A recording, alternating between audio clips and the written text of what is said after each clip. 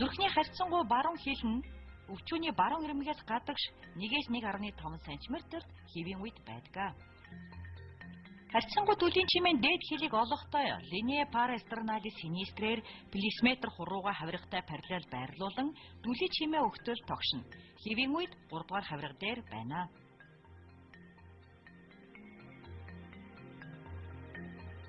Харьцангуй түлийн чимээний зүүн хилийг олохдоо оройн түлхэл тэмдэглэж байгаа хавирга засвар тодорхойлдог. Хэрвээ тэмдэглэлээр оройн түлхэл тодорхойлогдоогүй бол суганы урд шугамаар 5 дугаар хавирга засраар өвчүү рүү чиглүүлэн тогшно.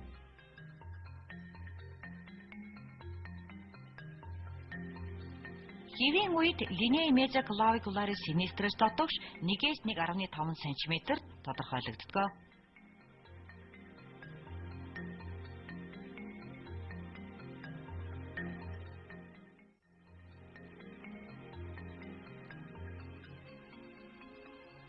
Зүрхний туйлын дүлий чимээний хил хязгаарыг олохдоо аажуухан хөнгөн туршилтыг хийн.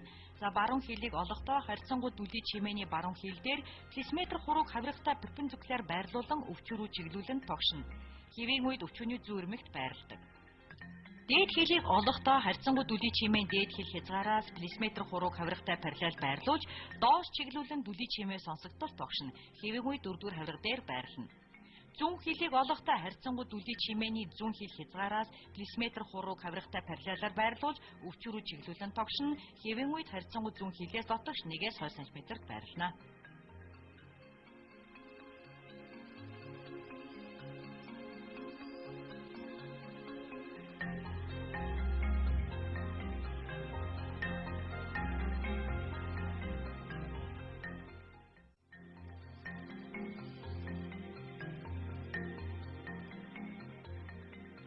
Судасны багцыг тодорхойлохдоо линеа мезоклавикуларис декстр болон синистрээс өвчүү рүү чиглүүлэн аажуухан тогшдог.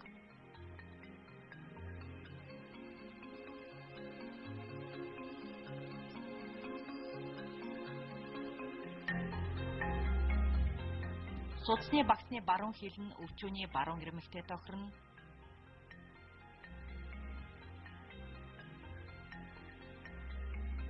Зүүн хил нь өвчүүний зүүн ирмэгтэй тогтцдог байна. Судасны багцын хөндлөн хэмжээ нь ойролцоогоор 5-6 см байна.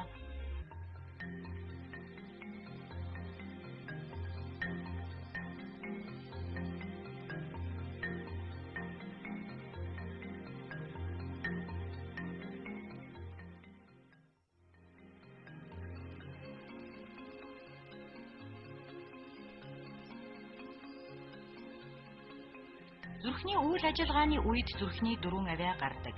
Эрүүл хүний зүрхийг чагнахад 1-2 дугаар авиа сонсогдож, 3-4 дугаар авиа сонсогддоггүй. 1-р авиа зүрх агшихтай, 2 дугаар авиа сулрахтай тохирно.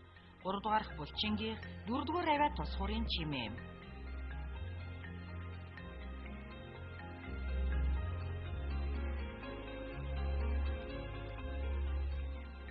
Бид зүрхийг чагнахдаа өсгөр бүхий аппаратыг ашиглан үүнийг чагнуур гэнэ.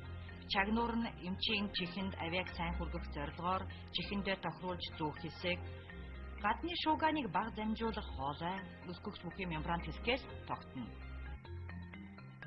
Зүрхийг 5 цэг чагнана. 1-р цэг нь 2 хавтас хавхлагын чимээ зүрхний оройтой тохирно. 2-р цэг гол судасны хавхлагын чимээ. Баруун игэмний ойролцоох шугамаар 2-р хавирга засвар сонсно. 3-р цэг уушигны артерийн хавхлагын чимээ. Зүүн игэмний ойролцоох шугамаар 2-р хавирга засвар сонсно. 4-р цэгийн 3 хавтас хавхлагын чимээг үзнэ. Өвчүүний доод 3-1 буюу аймхай мөгөөсний орчим сонсно. 5-р цэг нь гол судасны хавхлагын чимээ. Үүнийг буучны цэгч гэж нэрлэдэг.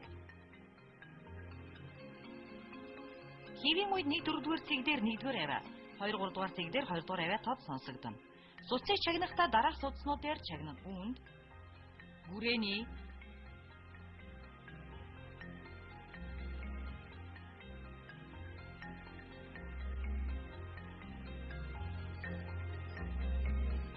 гарыг өргүүлж буглагны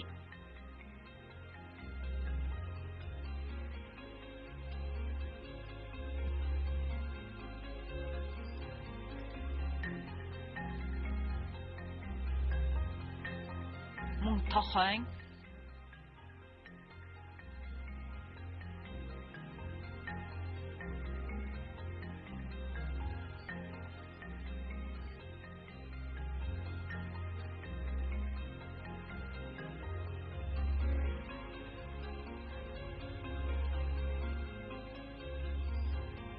хэвлийн гол судасны, бөөрийн, буйны артериудээр сонсно.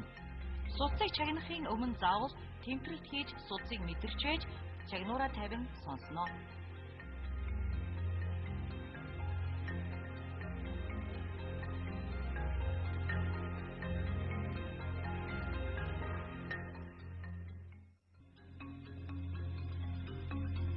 Артерийн даралтыг тусгай даралт хэмжигч мөнгөн усны багна бүхий багажны тусламжтай хэмждэг. Бидний практик чагнах аргыг илүү хэрэгэлдэг. Артерийн даралтыг бугулганд, чамархайд, хуруунд, хөлөнд хэмжиж болно. Бугулганд хэмжих аргыг үзье. Эмч өвчтний гарыг ширээн дээр байрлуулан тохойн дотор үенээс 2 хуруу дээр даралт хэмжих багажны манжетыг орооно. Манжетыг ороосны дараа эмч 2 хуруугаа хийж шалгана. Хэд чанга болон сул байж болохгүй. 2 хуруу орох зайтай ороогдсон бол зөв гэж үзнэ. Хэмжигч багажийн хуваартай дэлгэцийг манжеттай нэг төвшөнд байрлуулна. Эмч өвчтний тохойн артерийн лугшилтыг тодорхойлсны дараа уг артер дээр чагнуураа тавьж агаар шахагч баллоноор судасны лугшилтыг сансагдахгүй болтол нь агаар шахаж өгнө.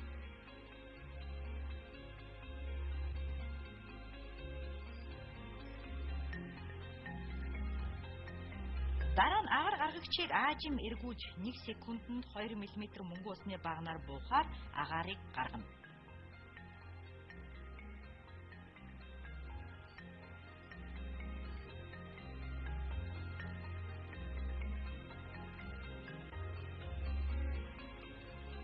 Артерийн даралт хэмжих нь 5 фазаар явагдах ба бидний чихэн сонсогдсон эхний фаз нь зүрхний агшилттай, хамгийн сүүлийн фаз нь сулралтай тохирч систолын даралт хэмээн тодорхойлогддог.